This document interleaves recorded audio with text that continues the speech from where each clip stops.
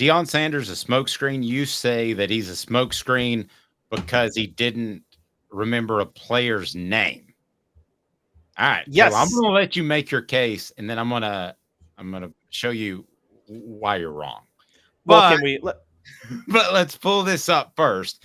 Here is Deion Sanders talking to the media when he forgets one of his players' names. Yes, this is so for context. Hank Zilinskas was starting at center for Colorado because their first and second stringer went down in the game, and Deion was asked about how he played. Here's his response. And we got a field goal. Hey, Coach Carlos Bryant, DSM. Can you talk about Hank Zilinskas? He was the true freshman that got to start today at center. Hank Zilinskas. Oh, I'm sorry. I'm thinking Hank. Yeah, he got to start as a true freshman today at center. Can you talk about him? Sorry, that's all you needed. He didn't know who his center was.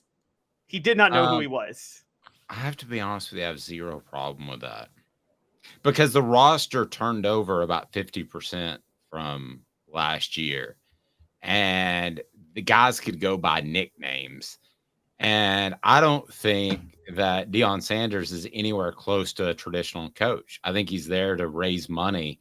And I want to tie this into a Tennessee thing that you guys might find interesting. When Tennessee hired David Cutcliffe because Randy Sanders didn't work out, I remember Philip Fulmer talking to the media after the press conference, the few that would hang out and continue to get a little more info. And he said, I see this evolving as me being a recruiter and a guy that is able to raise money. And I thought it was a very open moment for Philip to say that. And Caleb, I believe that this was a simple oversight.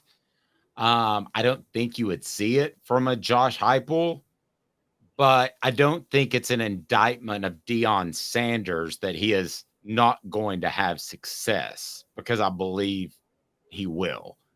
I don't think that he cares as much about his players 1 to 85. I think he cares about the guys that are going to help him win. And I don't know that Hank Zilinskas is part of his long-term plan in Colorado. I'm totally going to push back. Now, I want this out there before I say what I'm about to say.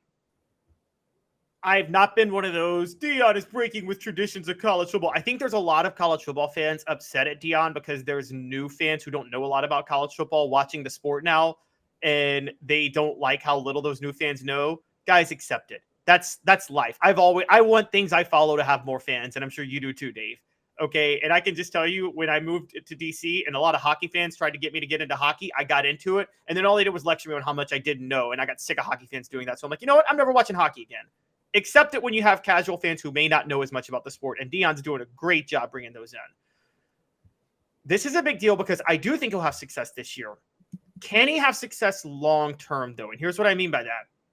Deion is having success because Sean Lewis and Charles Kelly are doing a heck of a job as offensive and defensive coordinators, and then he can just go out on the recruiting trail and sell the program and sell Colorado. Great. Philip Fulmer knew every one of his players. I mean, I remember he knew him, and he knew them personally. I mean, what I think the best thing about Philip Fulmer is, for the most part, he really tried to develop a personal connection with every single player on Tennessee if he could, even if he wasn't going to coach them on the day-to-day practices. And with Deion, I'm not talking about scandal here, but I am going to go here. It reminds me a lot of Joe Paterno at Penn State, who did not even coach Penn State the last 10 years, who got credit for a win at against Tennessee, where he sat in the press box with his foot up on the table and just watched the game without even wearing a headset, and he got credit for that win. Joe Paterno, I'm going to question if he ever coached a game in his life. He should have all his wins removed because he didn't actually coach. Okay, he just watched the game as a fan and hired staff to coach. And I have to be honest, I'm seeing that in Deion Sanders. And I don't think that's a good thing. I think that, again, I've always held Joe Paterno before the scandal with disdain because I felt like he was just a mascot at Penn State. And he had as much power as the head as the Queen of England or King of England has right now. Okay, just a head of state without a title, without actual power. And it seems like Deion Sanders is just head coach in title, but not making any executive decisions for Colorado. That's my guess. Well, you're not quite as old as me, so I would say this. I think Joe Paterno was a much better coach than maybe you're giving him credit for. Now, towards the end, you're absolutely right. When he had his leg propped up at the um, what bowl game was it? The Outback Bowl Tennessee, in yeah, the Tampa. Outback Bowl, and that I was at. I mean, it clearly that was not. I mean, that was not him. I mean, that I think he was better than that, but ultimately, I think Deion Sanders is going to make this work long term because I think NIL in the state that it is not going to change. Travis says, I love that Deion is a mascot. Makes perfect sense. Maybe. And I don't think he can X's and O's with anybody on Tennessee's staff. I don't think he can X's and O's with most of the SEC coaches. And I mean assistant coaches too. But I think he can recruit. I think it's about players. It's about the Jimmies and Joes, not the X's and O's. And he has gotten Colorado on board to hire assistants and provide NIL money that has changed the game in Colorado and made them relevant. So does he win national championships? I wouldn't be surprised if he does at this point. Now, is he a little goofy and does he rub people, especially in the South, the wrong way? Certainly. Although But Southerners watch that game. Did you see the stats and the ratings? Like it was Deion, like Southerners were watching Deion more than they were watching SEC games on Saturday. It was a great stat.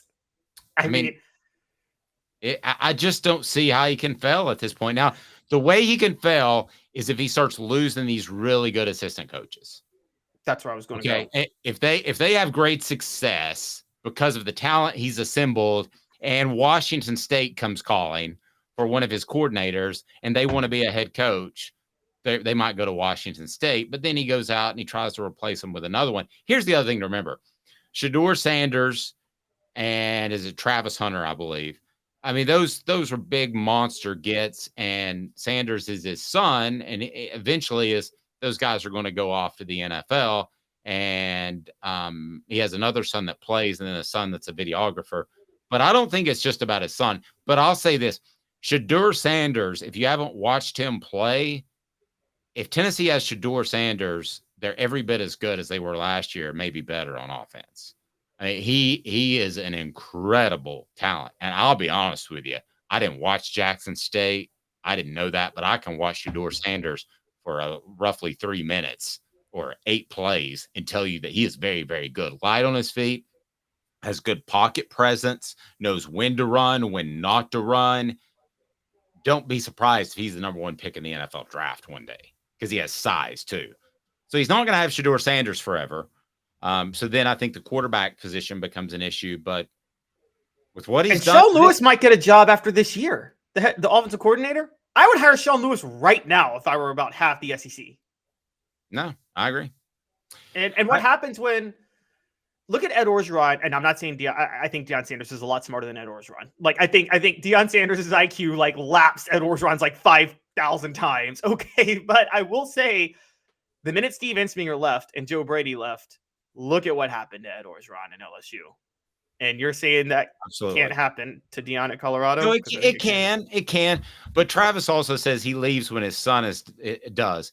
This is a guy at Jackson State who said, I'm eventually going to leave.